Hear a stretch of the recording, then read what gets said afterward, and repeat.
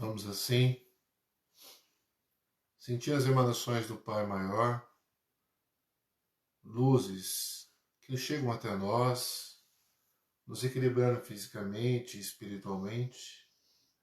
E vamos agradecendo a oportunidade de estarmos reunidos mais uma vez para a realização desse Evangelho, dessa palestra, dessa meditação espiritual que Deus nos oferece. E nesse sentido, vamos todos juntos, em um só pensamento, em um só coração, desejando a paz universal entre os homens, pedindo pelos nossos inimigos, pelos nossos familiares e por todos aqueles que nos querem mal. Vamos também em um só pensamento, em um só coração, pedindo pelos mais necessitados, pedindo pelos nossos irmãos moradores de rua, aqueles que estão presos em penitenciárias, cadeias, delegacias. Vamos pedindo também pelos nossos irmãos dependentes químicos, que vagam entre as ruas, vielas, bocas e bares. E nesse sentido, vamos pedindo pela paz universal e por todas as religiões, em um só pensamento, em um só coração, desejando que a luz se estenda em todos os corações da humanidade. E dessa forma, vamos direcionando ao Pai a oração que o Mestre nos ensinou em forma de abertura. Pai nosso que estais nos céus, santificado seja o vosso nome. Venha a nós o vosso reino. Seja feita a vossa vontade, assim na terra como nos céus. O pão nosso de cada dia nos dai hoje. Perdoai as nossas dívidas, assim como nós perdoamos nossos devedores. E não nos deixeis cair em tentação, mas livrai-nos de todo mal. Que assim seja.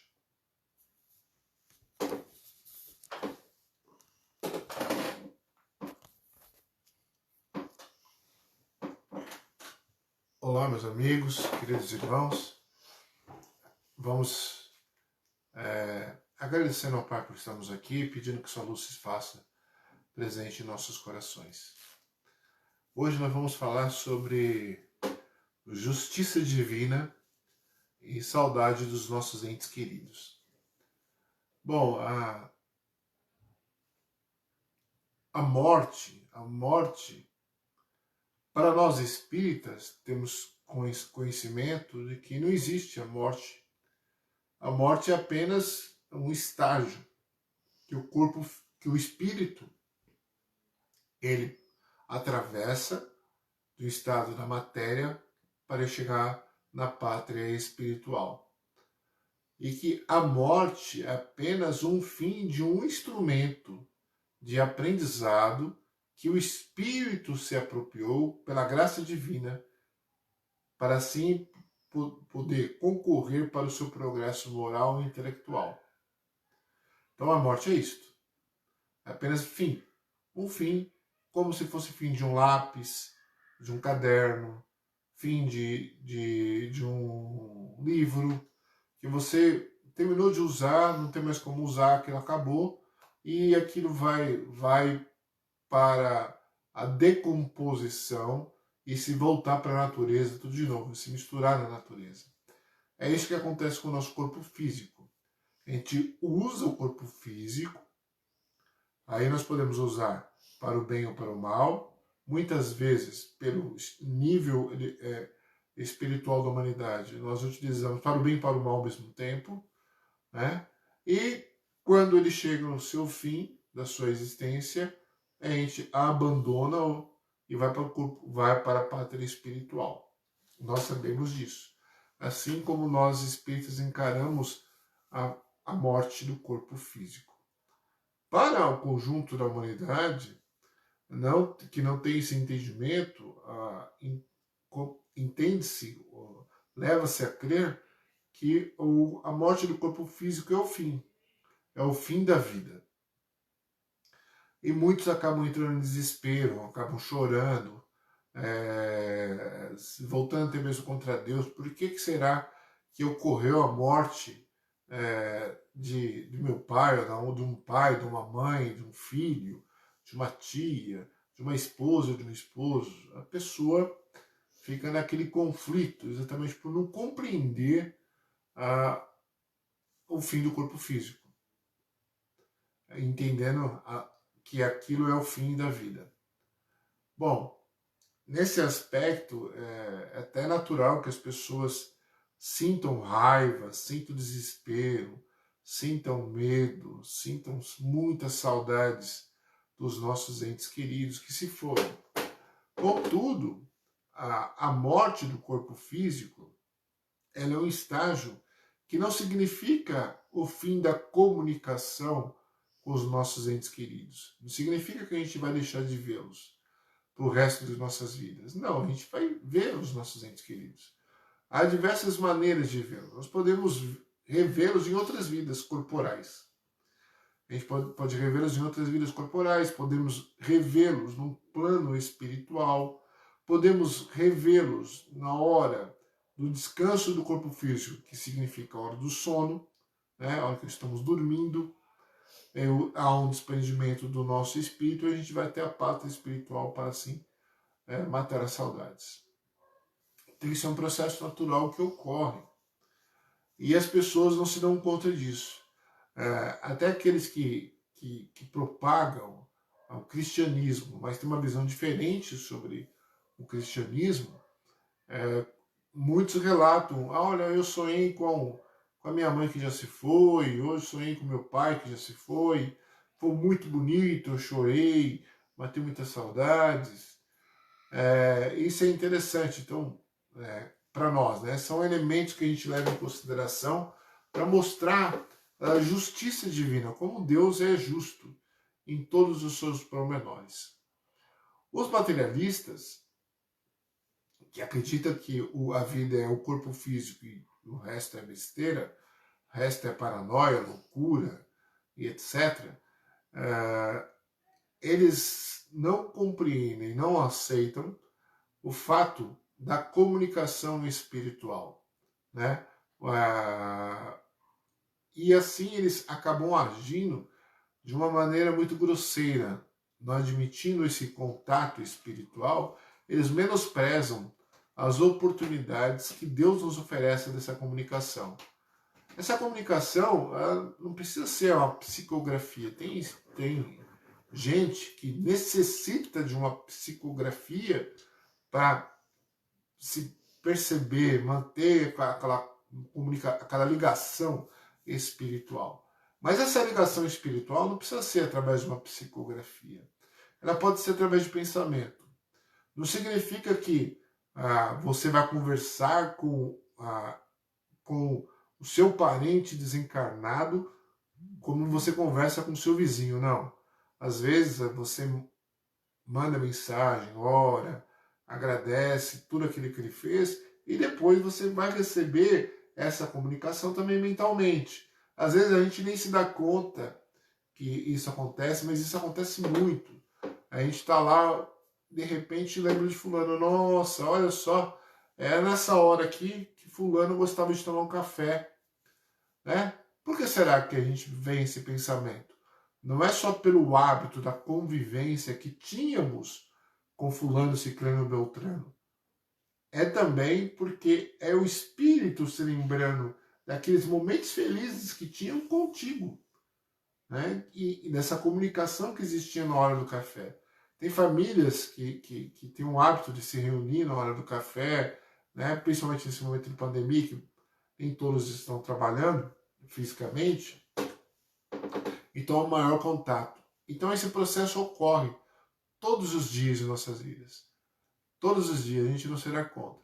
O espírito, para se comunicar conosco, ele não precisa estar ali do lado, lado a lado, colado conosco. Ele pode estar a quilômetros de distância, milhares e milhares de quilômetros de distância, milhões e milhões de quilômetros de distância, ele consegue se comunicar com a gente, dependendo do seu grau de elevação espiritual. Quanto menos elevado é espiritualmente, mais ele vai ter necessidade da aproximação física para essa comunicação. Quanto mais elevado ele for, a distância para ele não importa, porque o pensamento é como a luz. Ele pensa, o pensamento já está lá. é rápido, automático. E por ser tão automático, ele não precisa de estar colado para poder se comunicar. Às vezes ele pode se fazer presente também num calor gostoso de um abraço que ele está emanando, seja da lá onde ele estiver, seja lá de Vênus, Marte, Saturno, não sei, não importa. Ele vai estar emanando essas energias para chegar até você. E isso acontece. As saudades é um processo natural. Não é um problema você sentir saudades. As saudades demonstram que você tem uma ligação com esse espírito que foi importante para você na sua vida, que deixou marcas no seu coração. Agora, o que não é saudável é aquilo que chamamos de excesso, aquilo que passa do equilíbrio, passa do normal. Se você chora constantemente, fica pedindo a presença, fica lastimando a morte, isso não é saudável, né? Isso não vai atrair boas emanações espirituais. Pelo contrário, esse tipo de pensamento vai chegar até o espírito, seja onde ele estiver, e vai perturbá-lo espiritualmente, né? Vai perturbá-lo. Se o espírito for mais apegado à matéria, ele vai se aproximar de você, né? E vai te prejudicar na sua jornada. E vai ser como essa troca de energia. Essa troca de energia vai te perturbar na sua jornada, a você e a ele.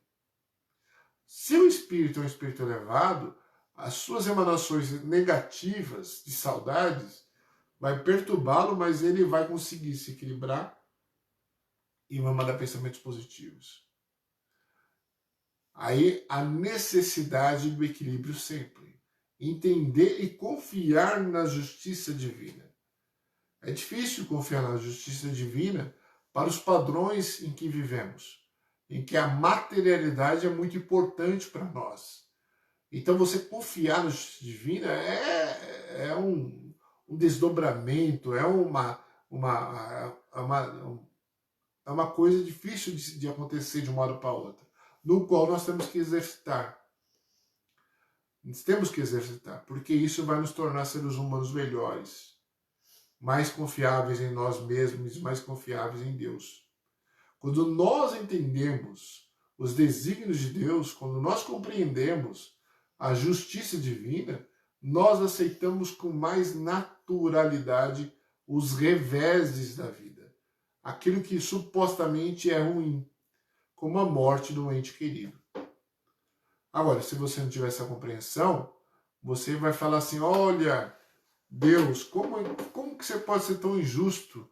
O meu pai é trabalhador, trabalhou 30 anos, nunca fez mal a ninguém, nunca maltratou ninguém, tropeçou ali, bateu a cabeça no meio-fio, morreu, desencarnou. Agora o bandido ali levou 9 tiros e não morreu. Que coisa é esta? Bom, do ponto de vista material, se fosse a vida só aqui na matéria, só aqui na Terra, de fato você teria razão. Mas se nós compreendemos que o planeta Terra nada mais é do que um hospital e uma escola que serve para a nossa transformação moral e intelectual, espiritual, isso significa que aquele espírito que era trabalhador, que desencarnou por um acidente, uma bobeira, uma coisa que é difícil de acontecer na vida, é porque ele foi promovido, né? Provavelmente ele foi promovido. Assim como uma criança é promovida do 6º ano para o 7º ano. Então, porque ele já não tem mais necessidade de viver ali na Terra. Ele não tem mais aquela necessidade de viver aqui. Ele tem a necessidade agora de ir para outra jornada, para outra situação, para continuar sua jornada espiritual. Então, por isso que ele desencarnou de uma maneira tão besta, né, do ponto de vista material.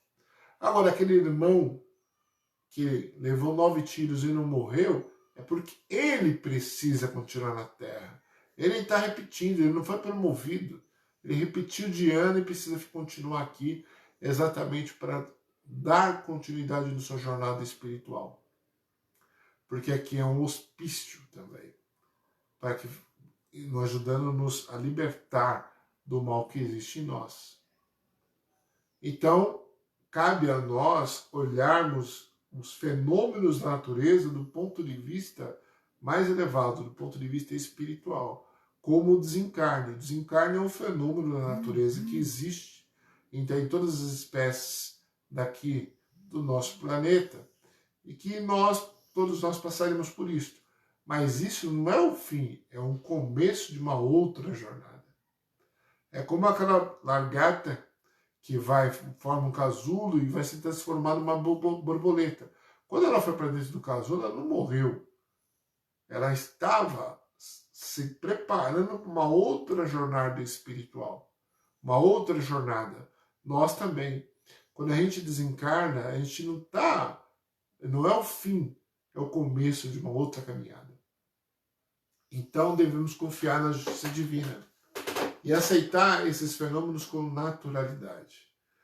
Ah, mas então significa que eu não posso sentir saudades? Eu não posso sentir falta? Pode, é natural sentir falta, sentir saudades. É uma coisa natural que ocorre, só que devemos estar atentos se existe um equilíbrio nesse sentimento. Se não tiver equilíbrio, você estará em desarmonia. E em desarmonia, você não está ajudando na sua própria jornada espiritual, assim como você está dificultando a jornada do outro. Porque mesmo o espírito elevado, ele vai ter essas emanações negativas, chegar até ele, e vai perturbá-lo por um tempo, mas ele vai tirar de letra. Contudo, mais ele vai perder um tempo para isso. Então nós temos que melhorar nossa capacidade de visão, nossa capacidade, nosso exercício de elevação da nossa visão espiritual. Olhar sempre do ponto de vista mais alto, nunca do ponto de vista material. A questão da matéria é importante, está em nós, precisamos da matéria, mas a matéria não é o fim em si mesmo. A matéria é apenas um estágio no qual temos que tirar proveito para a nossa jornada. Nós, como vivemos no mundo de provas e expiações, o desencarne é um processo doloroso, não é um processo fácil. Né? Ele é mais doloroso do que outros planetas. Se você pegar um planeta de regeneração, um planeta de feliz ou um planeta celestial, né? O desencarne ele é diferente do nosso. Por quê? Porque a matéria é menos densa, menos dolorida, e também porque o espírito é menos apegado à matéria. Então ele tem a capacidade de desacoplar com mais facilidade. E os espíritos que continuam encarnando, sejam eles familiares ou amigos, eles têm entendimento de que aquilo é um processo natural e que continua a sua jornada evolutiva. Logo, para nós, o peso do desencarne é muito mais amargo do que o peso do desencarne para quem vive em mundos melhores do que o nosso. Então, esse choque é natural, o choro é natural. Tem casos de espíritos que estão em mundos mais felizes, até mundo celestial, em que eles percebem que não tem mais a necessidade, que já cumpriu a sua jornada, ele vai lá e passa por uma outra caminhada. Isso é um processo mais natural. Agora, para nós, não. Nós precisamos do choque da matéria, precisamos da matéria envelhecer, precisamos sentir a doença para que possamos galgar, né, a busca da cura espiritual. Porque senão a gente não vai depurar as nossas energias negativas, depurar as nossas emoções existentes. Então esse é um processo no qual nós temos que passar. E aí depende como nós encaramos essa jornada. Como que devemos nos relacionar com pessoas que têm parentes que desencarnaram há pouco tempo? Primeiro, um diálogo sincero do ponto de vista espiritual, através da apropriação do conhecimento da doutrina espírita. Se apropriando da doutrina espírita, você terá condições de aconselhar e ajudar as pessoas a aceitarem a morte como um fenômeno natural, como uma coisa passageira. Agora, não adianta a gente querer enfiar na cabeça das pessoas que perderam o ente querido naquele momento, no exato momento, porque ela está em desespero, não vai ter capacidade cognitiva de entendimento para aquela situação. Então nós temos que dar tempo ao tempo. Tempo para que as pessoas percebam, tempo para que as pessoas reflitam e tempo para que as pessoas busquem as respostas adequadas para o seu entendimento. Como nós buscamos as nossas respostas. Então, nessa perspectiva, temos que encarar a coisa boa do ponto de vista espiritual e o mais doloroso, encarar as coisas ruins, como a morte, a perda de um ente querido, como uma coisa natural e às vezes até boa. Não vamos imaginar você ter um parente lá que está muito adoentado, muito tempo internado no hospital, em que o cheiro já está desagradável, mas ele, por estar pegado à matéria, não consegue se desconectar, não se deixa levar. Será que vai ficar bom para ele ficar ali naquela situação, dentro do hospital, preso, sentindo a decomposição do corpo físico, né? Aquele mau cheiro? Não é legal. Então, o que seria melhor para esse espírito? Seria exatamente a passagem do plano de vista, do ponto de vista espiritual. A passagem para o lado de lá. Porque se você não tomar cuidado com o seu sentimento, esse sentimento de posse, o medo de perder um ente querido, você não deixa ele fazer a passagem para o lado de lá também. Porque você fica emanando tanta energia negativa, o medo de perder, medo de nunca mais vê-lo, nunca mais ter contato. E aí o que acontece? Aquele espírito ele não consegue se desprender. E a espiritualidade amiga tem até dificuldade de poder ajudá-lo. E aí o que ele precisa? Muitas vezes ocorre aquela melhora pela morte. Não sei se vocês já se deram conta. Né? Geralmente a pessoa fica muito tempo internado, está para desencarnar, fica todo mundo ali chorando, medo da morte, né? O desespero de perder um ente querido.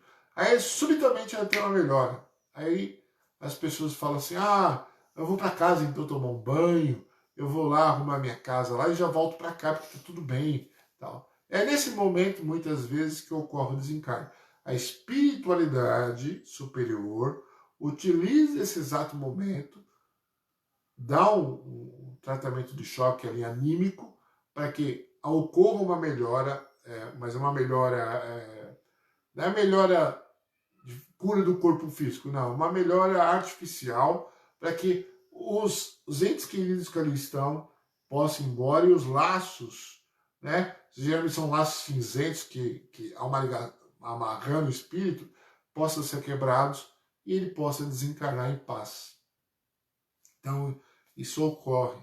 Então, a conduta de um espírita, na hora da perda de um ente querido, ou na hora da perda de um ente querido de um amigo, de um parente qualquer, a função é exatamente o equilíbrio espiritual. A nossa função num velório, a nossa função num quarto de hospital, ou numa UTI, num hospital, é oração, é meditação para o bem.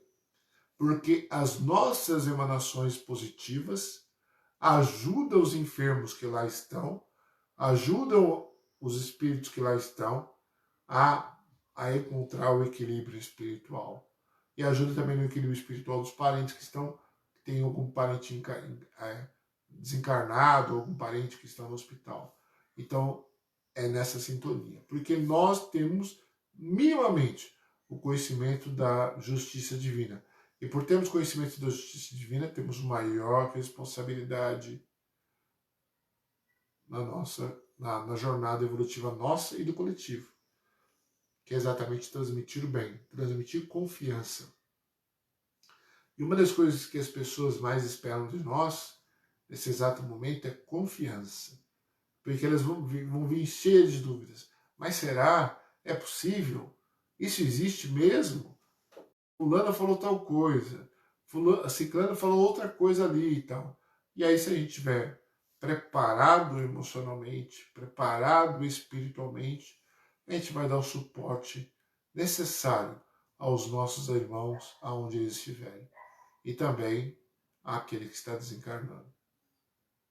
Então, nesse sentido, o que nos sobra nesse exato momento é falarmos que aquilo que é o mal, muitas vezes é o bem.